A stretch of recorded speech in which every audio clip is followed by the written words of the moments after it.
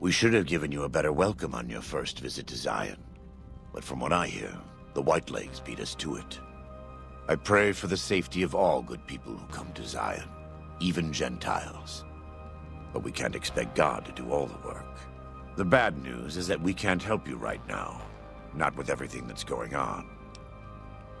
You're a good neighbor to us. We all go through periods of darkness. In such times we can turn to the Lord, but it's good to have friends. Welcome back. What can I do for you?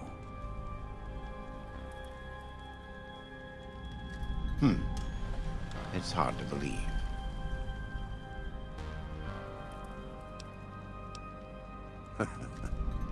Naturally.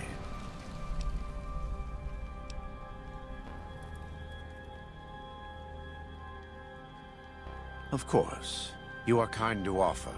In a world filled with misery and uncertainty, it is a great comfort. Right now, I'd like you to focus on helping Daniel. Maybe there will be time later. Welcome back. What can I do for you? It's not something I enjoy, but I pray to God that someone may learn from my mistakes. What would you like to know? You are kind to offer, but no, there's nothing you can do. We don't use chems, but I learned long ago that I'm immune to their effects. It never stops burning my skin.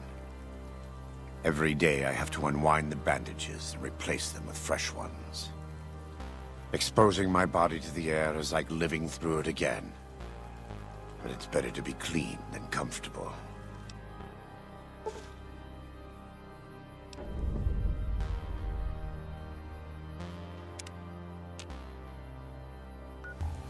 Welcome back. What can I do for you? I thank you for your heart.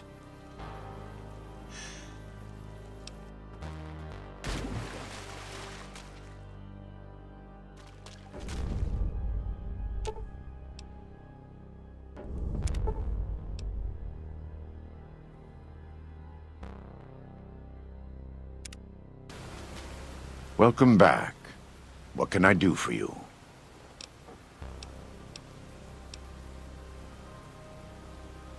What?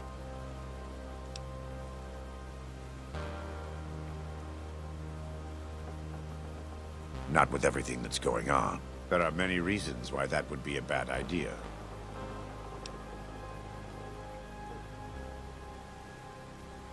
I don't know for certain. There is much to be skeptical of in this world. But to live like me, think like me, no.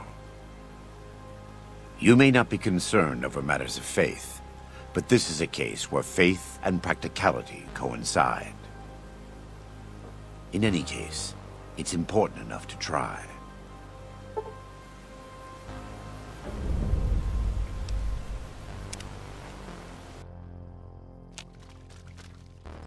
There. That's it. I'm sure it will be fine. Some days are beyond hope, beyond redemption, a spiritual prison. It's the only way I know. But this is the waking world in which we live. Thank you for this. Let's not waste any time.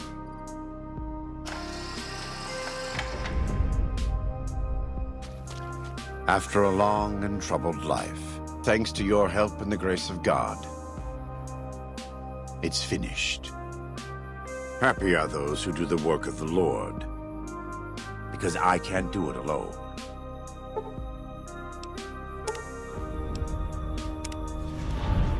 What Joshua wants is more than an attack. He wants a slaughter. And he needs more than you and the dead horses to do it. The Sorrows can't be pushed into this. You and Joshua don't have the right to force them into it. Please, consider what I'm saying. I've already explained to them that we're leaving. They've accepted it. What is Joshua going to tell them about being a warrior? What are you going to tell them about how to live with themselves after they got lost in the moment, killed someone who didn't deserve to die? Or does that not matter? Is that just an acceptable consequence if it means holding on to this valley? Maybe there is no place left in this world for mercy. But even if it tramples me into the dust, I will never accept it. And I will never condone it. Joshua must be waiting for you. I'll stay here with the others as I told them I would.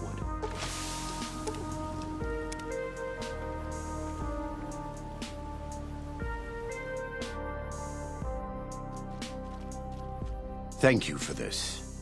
I know Daniel doesn't approve, but destroying the Whitelegs is the only way to ensure the Sorrows can remain in Zion. You and I will lead a group of Dead Horse warriors and Sorrows hunters into 3 Marys from this position. Our objective is to find the Whitelegs leader, Salt-Upon-Wounds, and prevent him from fleeing. Show no quarter to the Whitelegs we come across. Make no mistake about why we are here. This is an extermination. God be with you.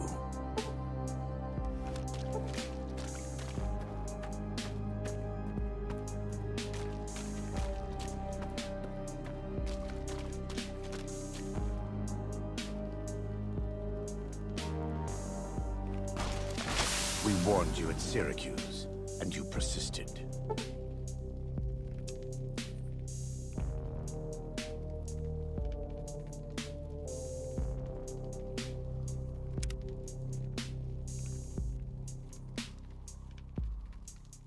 Outman. Kunaman mad. He killed all Whitelegs. You talk. You stop. Him hear you. You talk. Don't listen to this thing. His cries are those of a mad beast caught in a thicket. He gave no mercy to my family, and I will give none to his. He has a debt to pay for what he's done, and I've come to collect. And so he's chosen to cower in the water like a dumb animal.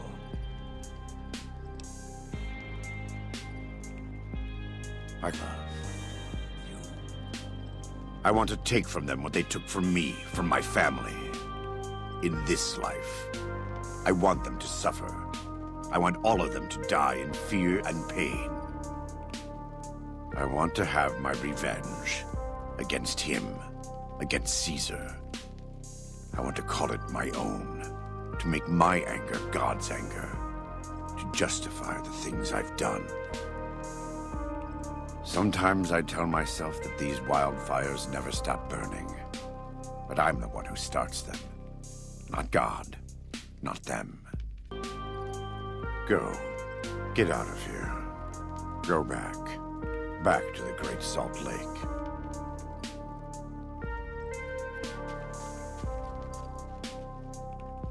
That's it. It's finished. Thank you for staying with me.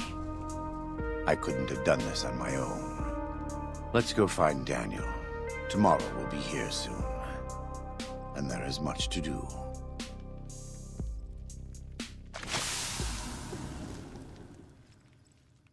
And so it was that the conflict between the New Canaanites and the Whitelegs was finally resolved. The courier's involvement had tipped the scale, shifting the fragile balance of power. Demoralized by the Dead Horse and Sorrow's attack the courier and Joshua Graham led against them, the Whitelegs retreated to Great Salt Lake. Their days were numbered. Word soon reached the 80s tribe that the Whitelegs' spirit was broken. Their war chief a dim shadow of his former self. By year's end, the 80s would overrun the Whitelegs' camps, scattering the tribe to the winds and claiming the Great Salt Lake for its own. The Sorrows fought beside Joshua Graham and the Dead Horses, eradicating the threat the Whitelegs posed to Zion. Seeing the courier convince Joshua Graham to spare Salt-Upon-Wounds, the Sorrows learned that retribution could be tempered by mercy. Though he despaired at the Sorrows' loss of innocence, Daniel took some small consolation in the courier's lesson. and prayed it would take root. Having helped eradicate the Whitelegs from Zion, the Dead Horses returned to Dead Horse Point in triumph. They remained neutral toward the Sorrows, but as years went on, there were periods of competitive friction, even violence between the tribes. The new Canaanites, Daniel especially, intervened regularly as mediators, but found it difficult to reconcile the tribes' conflicts. The defeat of the Whitelegs in Zion marked a turning point in the fortunes of the Happy Trails Caravan Company. Every 2 months, the caravan met with the new Canaanites in Zion Valley to trade. Happy Trails soon returned to prosperity. The vigilance of the Sorrows and Dead Horses in defending southwestern Utah, initially startling to Happy Trails caravans, soon proved a blessing. The tribes united against the 80s, driving them back from Highway 50, and thus opening yet another trading route for Happy Trails caravans. The threat of the Whitelegs ended. Joshua Graham helped the Sorrows and Dead Horses tend to their fallen comrades and secure Zion. The courier's words had stayed Joshua's wrath in his darkest hour, and in sparing Salt-Upon-Wounds, he was changed. While he continued to advocate militant opposition to the enemies of New Canaan, he sometimes showed quarter to those who crossed his family. Eventually, this new spirit would diminish the myth of the burned man in distant lands. A small price for the peace it brought to Joshua Graham. For years after the defeat of the Whitelegs, Daniel did his best to minister to the Sorrows' spiritual needs. Try as he might, he could not hold back the tribe's increasing militancy and reverence of Joshua Graham.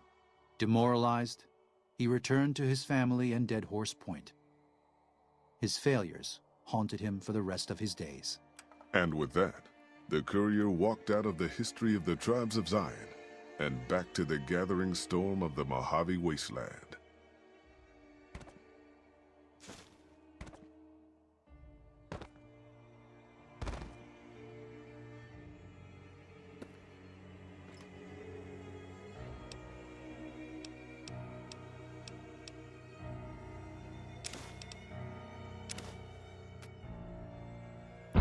Hail the People's Republic!